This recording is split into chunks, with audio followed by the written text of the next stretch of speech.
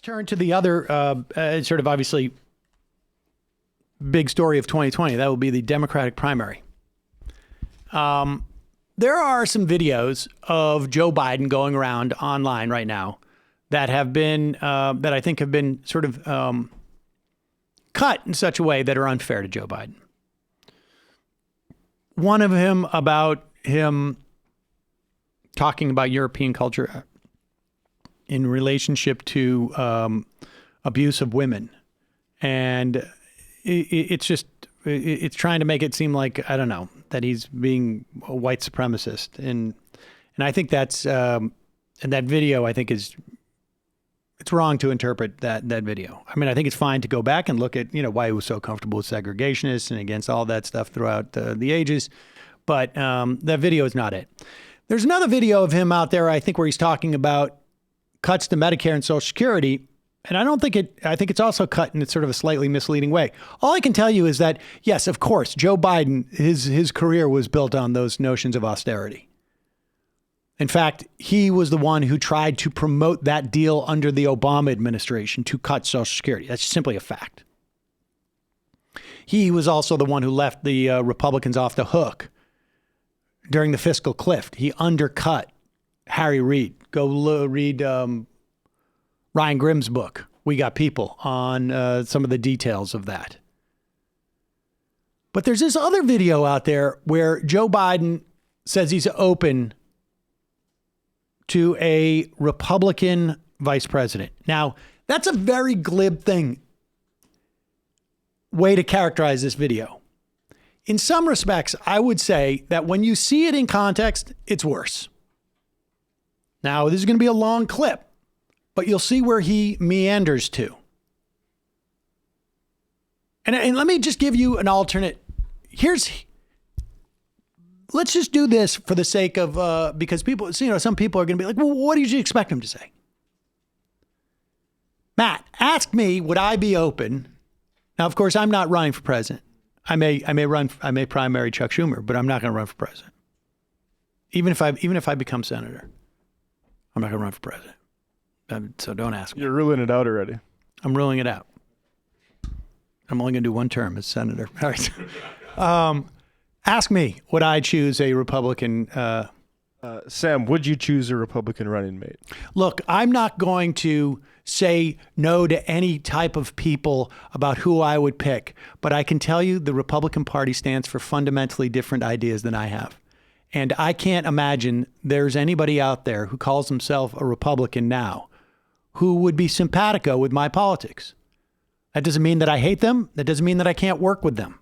Doesn't mean that I don't respect them.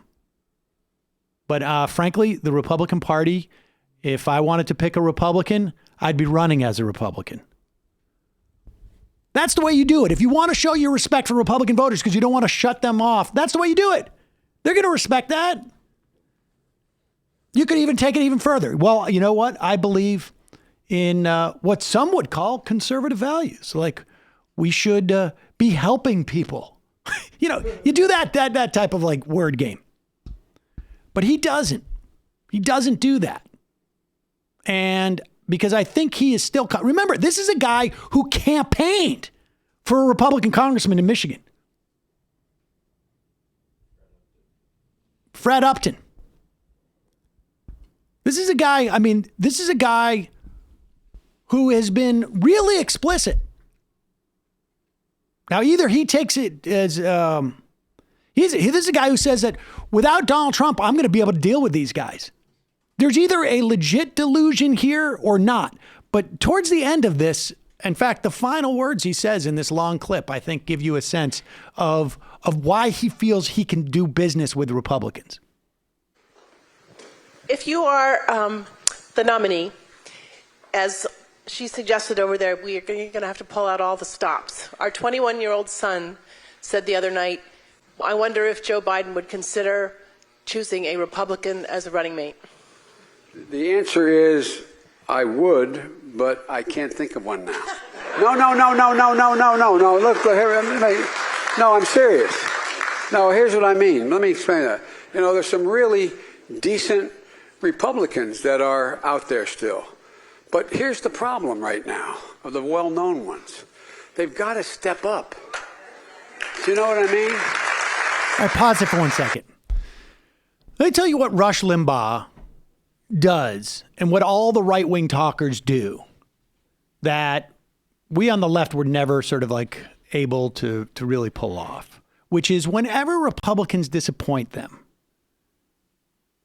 whenever they don't do what they want them to do, they say they're afraid. They've been browbeaten.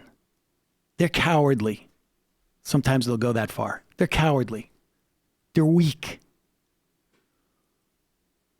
They never say they're corporatist or they're too socialistic or they're too flim-flamsy or whatever it is. It's always that they are, afraid. And that is the exact same frame that Biden's doing. And why do you use that frame? Because you make it about, it's not them, it's the context in which they're dealing with. So that they're ultimately redeemable. Now, of course, are these people redeemable as human beings? I don't know. Maybe God will say, like, when you get to the pearly gates, if there's a God, he'll say whatever. I don't know. But politically, how do you square that circle? It's not just that we're at a time of like partisan rancor. We're at a time of ideological real divides. It's real. These divides are real. We have material, real problems in this country. You see reports that we could solve, we could couldn't solve our climate crisis, but we could make a huge dent in it for $300 billion if we spent it tomorrow. And you've got, what, 3 or 4 men in this country who have that much money just in their bank or in their assets. That the top, what is it? I don't know, a couple hundred billionaires in the country, got $1.5 trillion. I mean, there's some real material differences here, but continue. I'm not being a wise guy, but there are a lot of people. And by the way, it's presumptuous of me. I'm going to get clobbered by the press. Biden's talking about vice presidential candidates. He doesn't have the nomination, which is totally legitimate, okay? But there are an awful lot of people That's not it. Who are qualified to be. The only thing I know about is the qualifications for vice president. And by that I mean, no president can, by him or herself, handle the job all themselves any longer. It's too big. And so one of the things that I worked out we worked out, Barack and I, is that when he gave me responsibility, he gave me total presidential authority. I could hire people, I could fire people, I could pick anyone from administration to work with me. I had complete control, not a joke. And the reason he was confident in doing that is, first of all, nobody wondered whether or not he couldn't do it. That's because it's a hard thing for a person to give somebody significant responsibility, like doing the Recovery Act, for example. It's $900 billion, and then it pointed out that less than 0.2% fraud or waste occurred, and that person gets a lot of credit, in this case me. Well, it takes a president to be able Pause to it for 1 second. I'm not going to let that slide. First of all, it was closer to $800 billion in the Recovery Act. 2/3 of which were tax cuts. I don't know what kind of fraud and waste you're going to get in the tax cuts. But remember Mr. Train Joe? Has anybody seen all the new high-speed trains that we have that came out of the Recovery Act? Because I haven't. Now, I think it's wrong that he gets that everybody gives him credit for it. That's the first I've heard of it. But if he wants the credit for all those shovel-ready jobs that didn't happen, you can have it. If he wants the credit for the fact that was about $500 billion short from what we needed, that we had a protracted recovery, that we had immiseration in terms of the housing sector, that in fact it was so bad that we elected Donald Trump. And even if you want to say it shouldn't have been that, it was a half a dozen other things. It shouldn't have been that close. The reason why it was that close was because of the failures of what this guy wants credit for. But go ahead. And that person gets a lot of credit, in this case, me. Well, it takes a president to be able to say, have the confidence that that's not going to diminish them in any way. And secondly, it requires you to be simpatico with your vice president. Not just like them, not just trust them, but make sure they're in the same exact wavelength politically. Now, I want to know what Republican is in the same exact wavelength of Joe Biden. Like, how is that even possible? That's the problem with that statement. It's that Joe Biden does not see himself as fundamentally different from a quality Republican. That's the problem with that statement. Not that he's completely has a tin ear as to what the lay of the land is. That is problematic. Tin ear as to what the politics of that comment is. A tin ear as to the efficacy of the Recovery Act. Now, yes, I think it did stop us from descending into a genuine depression. But there's no economist now who doesn't say that look, it was insufficient. And there were plenty at the time who were saying it was insufficient. You know, Paul Krugman was writing on the Times. It wasn't like this was all in the back pages of the Baffler magazine. But in the end, now you could say, well, he was rambling. He had no idea where he was. And so he sort of like looped around because he was trying to, at one point, like he was trying to make it like, well, Obama trusted me so much that he gave me all the work. So he knew I was competent. But the other thing is we were very simpatico in terms of our politics. That's what you need for a vice president. So yes, I would appoint a Republican. I can't name a specific one. But what generic, theoretical, hypothetical Republican exists that Joe Biden feels so close to? That's what should worry you about this moment. Because Joe Biden, in his mind, is a Republican from 1993. And I would remind you that it was Republican politics in 1993 that led to the politics of today. Things like austerity, things like cutting Social Security, things like cutting Medicare, things like rolling back regulations on the EPA, things like the idea that government's too big, that government's too clumsy, that government can't do anything.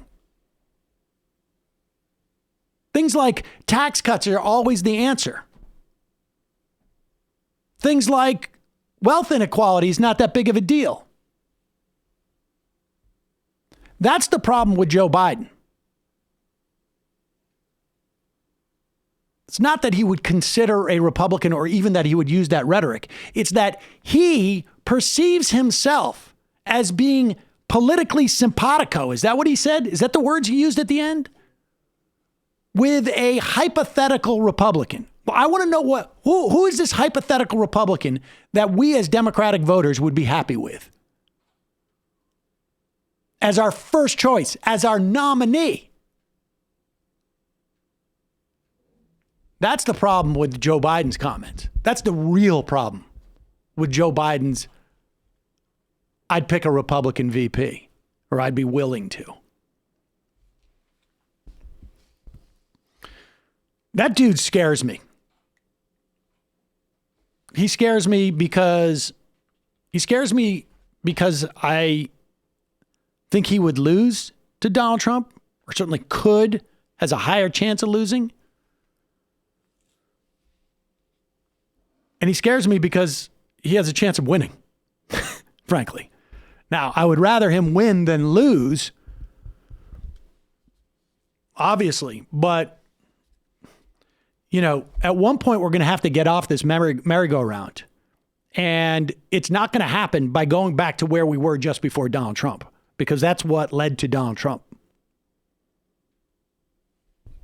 And frankly, one of my biggest fears about a Donald Trump presidency would be that we would go right back, if not further, back in time in terms of politics, because that's a natural reaction for people. While we're talking about 2020,